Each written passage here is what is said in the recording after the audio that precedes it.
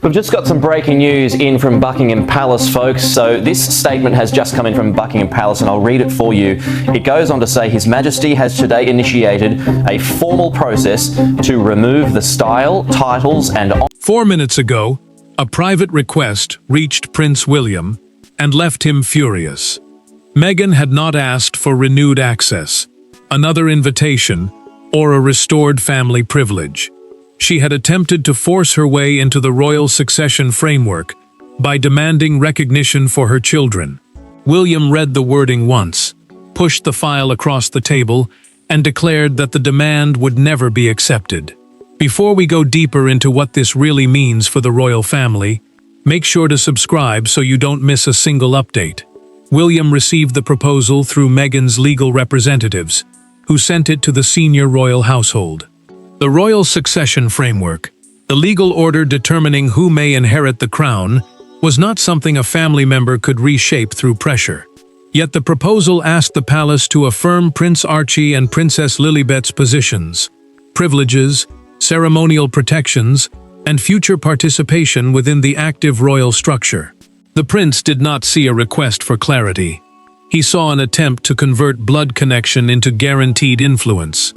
He read the final page again, then closed the folder so sharply that the aide beside him fell silent.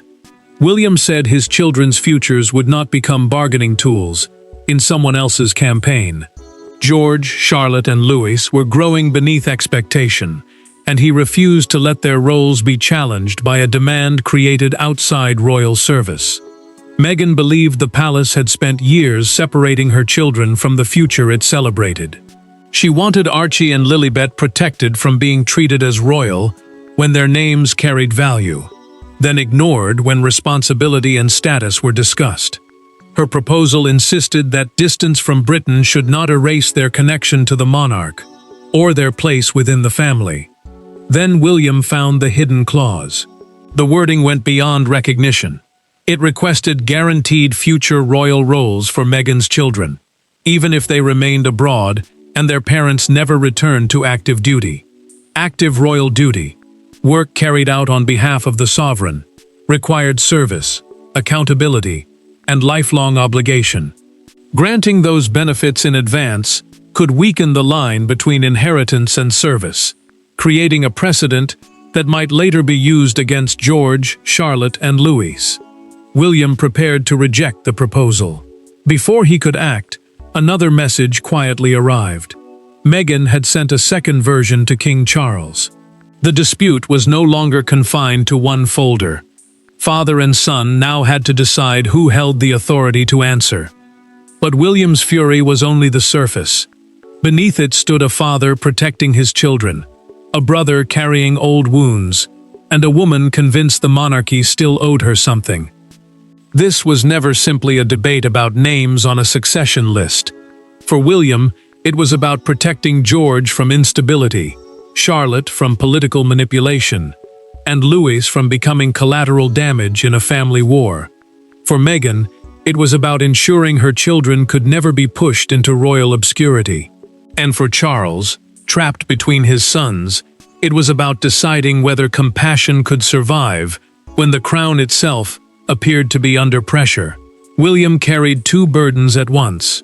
He was the future king, but he was also a father, watching 3 young lives become part of a battle they had never chosen.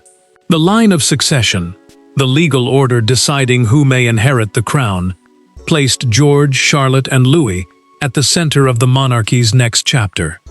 That position gave them importance, but it also exposed them to pressure, judgment, and fear long before they were old enough to understand it. Catherine watched him pace in silence, as anger slowly gave way to something darker. William stopped near the window and admitted that every disagreement inside the family now seemed capable of becoming a constitutional crisis. She reminded him that George already felt the weight of expectation, while Charlotte noticed far more than adults realized. Louis, still protected by youth, could not remain untouched forever if the conflict kept growing. Meghan saw the same struggle from the opposite side. In California, she treated the palace's silence as deliberate humiliation. She told Harry that Archie and Lilibet had been publicly acknowledged as royal grandchildren, yet privately denied the protection and influence attached to that identity.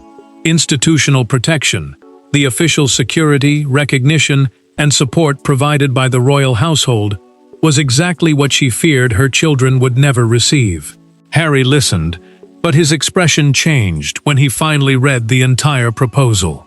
A documented copy sent to him after the first submission contained language promising future ceremonial duties for both children. He had supported clear recognition, but he had never approved guaranteed roles. Harry asked Meghan why those words had been included. She answered that, without firm language, the palace would continue delaying until Archie and Lilibet became irrelevant. Charles felt the pressure from both sides. In a recorded private conversation with a senior advisor, the king admitted that he wanted all his grandchildren protected from public rejection. Yet he also knew affection could not create constitutional authority. Active royal roles required service, residence, responsibility, and constant accountability. Granting them through family pressure could damage the very institution he hoped to preserve. Then an aide uncovered the missing piece. Meghan's demand had not begun with legal advice or public anger. It had begun after one private palace ceremony, from which Archie and Lilibet had been quietly excluded. That exclusion had taken place months earlier, behind closed doors, and it had planted the resentment that was now threatening to tear the royal family apart. Months before William opened the succession proposal, a private ceremony at Windsor had changed everything. George, Charlotte, and Louis were brought into a restricted briefing concerning their future ceremonial responsibilities, while Archie and Lilibet were not included, mentioned, or represented. When Meghan later discovered that commemorative records described the gathering as a meeting of the next working generation, she did not see routine palace planning. She saw a permanent line being drawn through her children's royal future. William had entered that gathering believing it was simply a quiet step toward preparing his children for the pressure ahead. The Windsor succession briefing, a private meeting used to explain future royal duties without changing anyone's legal place in line to the throne, followed a major family service. Catherine sat beside George, while Charlotte and Louis listened as Charles and selected constitutional advisors explained how service would slowly shape their lives. Charles wanted the meeting kept small. He believed too much attention could burden the children before they were ready, and William agreed. George already understood that his future would be unlike anyone else's. Charlotte had begun asking careful questions about duty. Louis still saw royal life through the safety of childhood, but the king knew that safety would not last forever. Meghan learned about the ceremony through a photograph privately forwarded to her by a former palace contact. The image showed a commemorative guest book carrying only the names of the Wales children beneath the words, "Future Service." She stared at it for several seconds, then placed the phone on the table and called Harry into the room. Harry asked her not to react before they understood the full story. Meghan pushed the image toward him and said Archie and Lilibet were treated as relatives when the palace needed family unity, yet became outsiders whenever the monarchy discussed its future. He tried to explain that working status and bloodline were different, but she heard only another reason her children had been excluded. Then a documented account from a palace secretary deepened the wound. The official had originally suggested adding a neutral reference to all of Charles's grandchildren.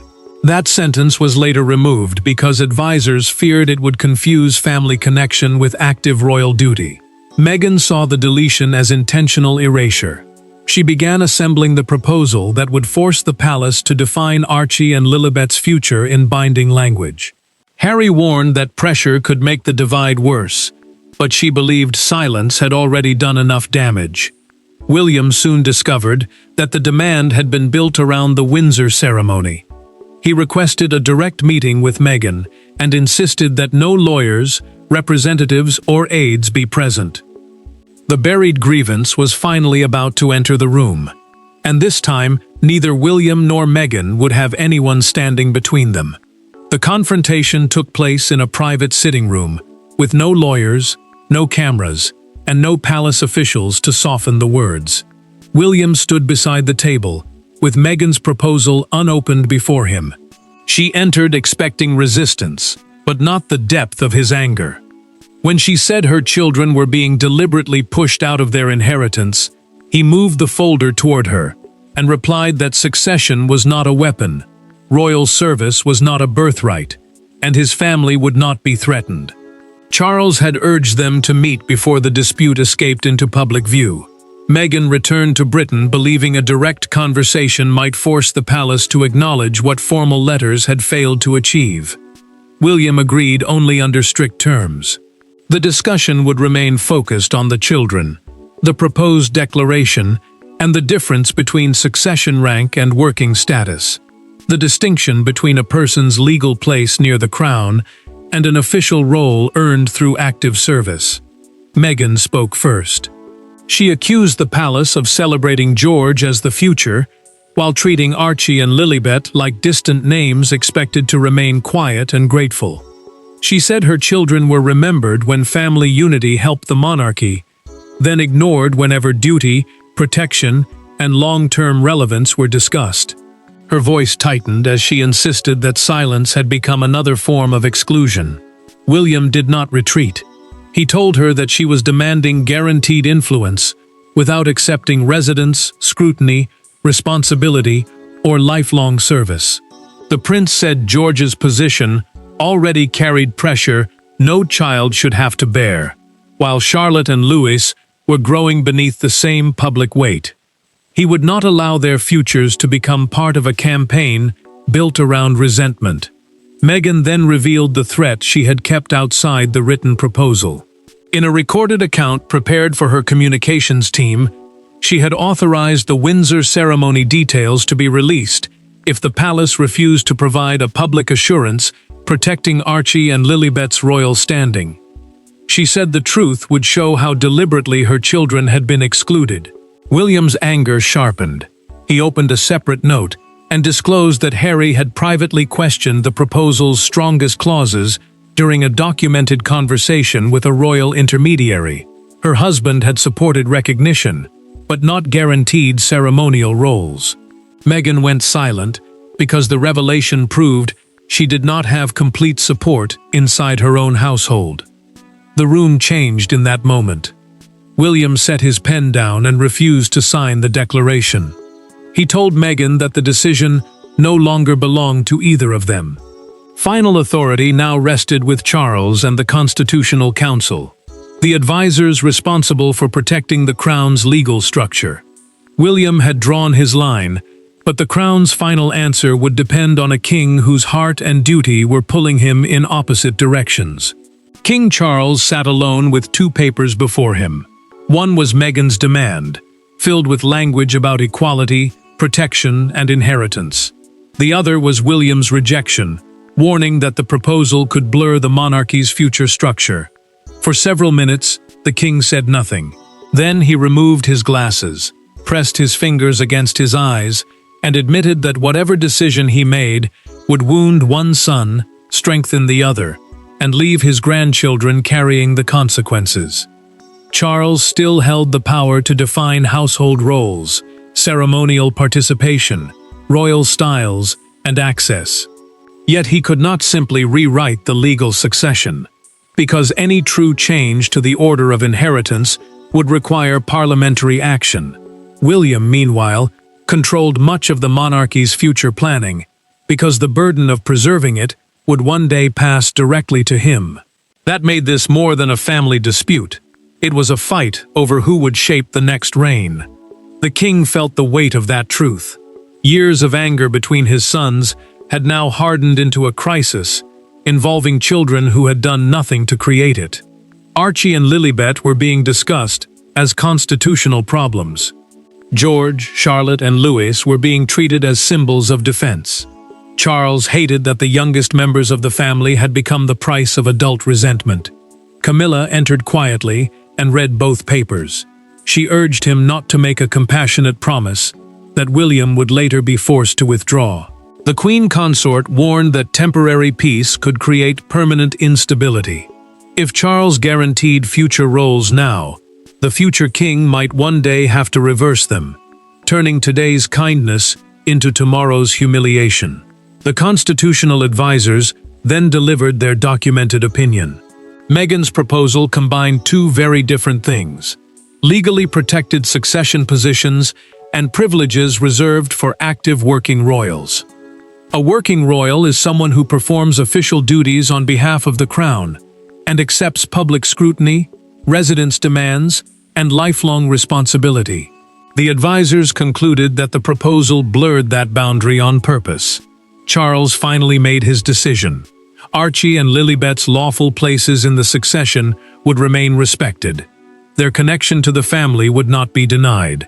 But no future duties, security guarantees, royal residences, or ceremonial authority would be promised in advance. The king placed both papers together and approved the ruling for private delivery. Before the message could leave the room, an aide rushed in with a phone and a pale expression. A summary of Meghan's demand had leaked outside the palace.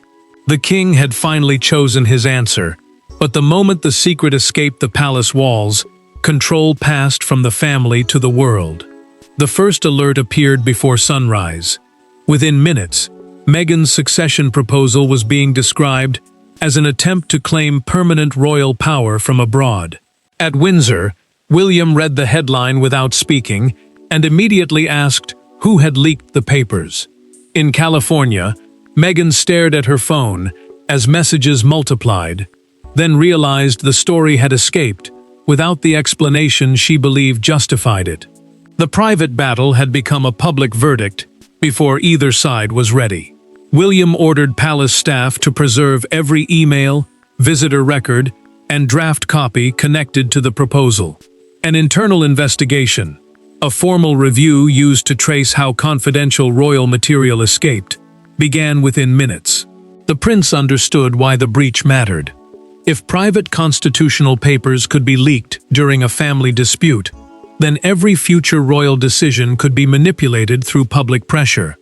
Meghan saw something even more dangerous. The leaked version showed selected clauses demanding future roles and protections for Archie and Lilibet, but it removed her explanation about preventing their long-term exclusion. She told Harry that the world would now believe she had tried to seize a crown she had never requested for herself. Anger filled her voice, but panic sat beneath it. Harry reacted with fury of his own. He pointed to the headlines carrying their children's names and demanded to know why the strongest wording had not been removed before submission. Meghan answered that careful language had achieved nothing for years. He replied that bold language had now turned Archie and Lilibet into targets, and neither child had agreed to become part of this fight. Then the investigation found something disturbing. William received a documented forensic report showing handwritten edits on the leaked copy. Those marks had been added during a private strategy session outside the palace. Only a small group had seen that version, which meant the leak had almost certainly come from someone close to Meghan's final planning. The prince immediately asked whether royal communications staff had released any material. A recorded briefing confirmed they had not. That left a darker possibility. Someone near Meghan may have leaked the document to create public outrage and force Charles to reverse his decision. Meghan denied authorizing any release, while Harry began questioning every advisor who had handled the draft. Trust inside their own household started to crack. Catherine watched William's anger deepen and understood where it would lead. She privately asked him to meet Harry alone. The princess said the brothers had to decide whether George, Charlotte, Louis, Archie, and Lilibet would inherit the bitterness their parents had created. The scandal had pushed Meghan and William further apart, yet the decisive change would come from two brothers meeting without wives, advisors, or royal titles between them. William and Harry met in a small private room where no secretary recorded their words and no advisor could interrupt. For a long moment, neither brother sat down. Harry finally admitted that he wanted his children protected, but he had never agreed that they should receive guaranteed royal duties while living outside Britain. William's anger softened, though it did not disappear. He replied that the monarchy could recognize family without pretending every family member carried the same responsibilities. Catherine had persuaded William that this meeting could not be delayed. She told him that legal drafts and public statements had buried the real issue beneath formal language. Only a direct conversation could separate Harry's fear for Archie and Lilibet from the demands written into Meghan's proposal. The prince agreed, because he knew one more public clash could damage all 5 children. Harry arrived ready to defend his family. He made clear that legal standing, a person's official place in the order of succession, was not the same as an active royal role. He wanted Archie and Lilibet's connection to the crown respected, but he did not defend every ceremonial privilege or institutional guarantee written into the document. William then spoke about George. He said his eldest son already felt the pressure of being treated as a future king, even in moments that should have belonged to childhood. The future king refused to let George become the center of a public contest over legitimacy. He also warned that Charlotte and Louis would suffer if every royal discussion became a comparison between cousins. Harry listened, then answered with a pain he had carried for years. He said Archie and Lilibet deserved to know they had not been abandoned by Charles or erased because their parents left royal service. The Duke admitted that distance had created suspicion, but he would not allow his children to believe they were strangers to their own family. The brothers finally found the line both could accept. Archie and Lilibet's family identity and lawful succession positions would remain respected. Active duties, however, had to be earned through service, residence, scrutiny, and responsibility. No parent could demand those roles in advance. Harry agreed to ask Meghan to withdraw the proposal voluntarily. William promised to support a clear statement, rejecting any suggestion that the Sussex children were illegitimate, unwanted, or removed from the family. Then the first chance rose beyond the palace gates. Crowds, broadcasters, and newspapers were already demanding a winner. Some said William had defeated Meghan. Others claimed he had forced Archie and Lilibet out. The brothers had found a narrow path toward peace, but outside the palace, the public had already turned the dispute into a battle with winners and losers. By morning, the private succession dispute dominated Britain. One newspaper appeared with a black front page carrying a single gold crown split down the center above the words, "Who owns the royal future?" Outside Buckingham Palace, supporters and critics gathered behind the barriers, some defending William's duty to protect the crown, others holding signs bearing Archie and Lilibet's names. The image captured the entire crisis. 2 children turned into symbols of a war they never chose. Broadcasters framed the confrontation as a clash between hereditary belonging and the obligations placed on working royals. A working royal is a family member who performs official duties for the monarch and accepts public scrutiny, residence demands, and constitutional responsibility. Palace communications staff refused to discuss private conversations, but they confirmed one crucial fact: the legal succession had not been secretly altered. Meghan watched one broadcaster describe her proposal as an attempted power grab. Anger rose across her face, but she forced herself to remain calm when Archie entered the room and asked why his name was on television. She lowered the volume and told him the adults were trying to solve a family disagreement. Yet the explanation sounded painfully small beside the headlines now defining his future. William saw the same damage from Windsor. Protesters carried signs bearing the names of George, Charlotte, Louis, Archie, and Lilibet, turning 5 children into opposing symbols. He told Catherine that adults had once again placed the youngest members of the family at the center of wounds they had created themselves. She warned him that victory without restraint would only deepen those wounds. Charles moved before the crisis could grow further. Through a documented palace statement approved by the king, he affirmed that every grandchild remained part of his family. The declaration also made clear that official duties depended on service, residence, public responsibility, and future constitutional need. Blood protected belonging. It did not automatically guarantee power. Harry then spoke to Meghan in a private recorded conversation. He told her the proposal was no longer protecting Archie and Lilibet. It was exposing them. She resisted at first, insisting that withdrawal would look like defeat. He answered that allowing the fight to continue would punish the very children she had tried to defend. Meghan finally authorized the original proposal to be withdrawn. The palace received the decision before midday. William now held the advantage. He could claim victory, release the strongest clauses, and leave Meghan publicly humiliated.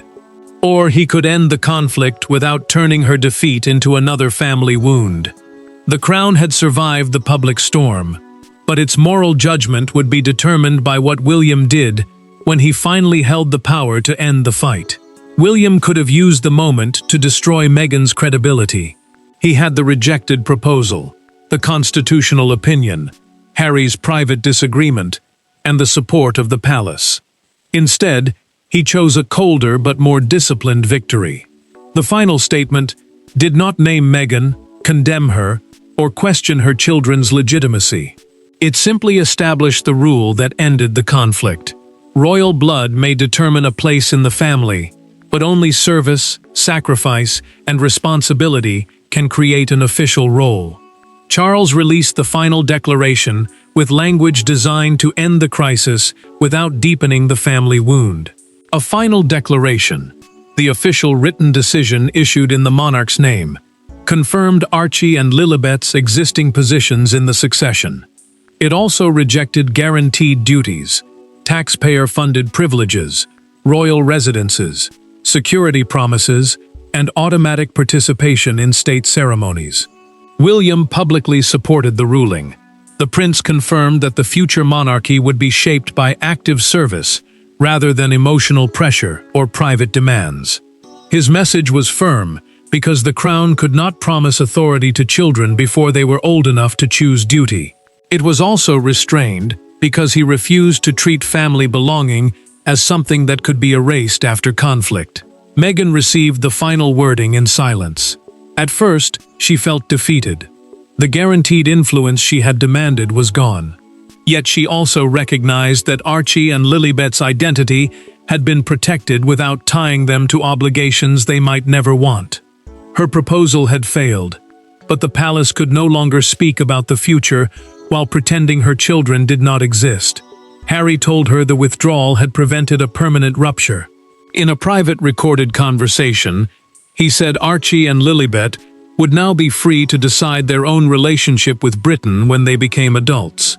Meghan listened because she understood that forcing royal roles upon them would have repeated the very pressure she claimed to oppose. William then made one final decision. He ordered the leaked drafts sealed rather than released. The future king refused to deepen Meghan's humiliation or expose private disagreements that would follow the children for years.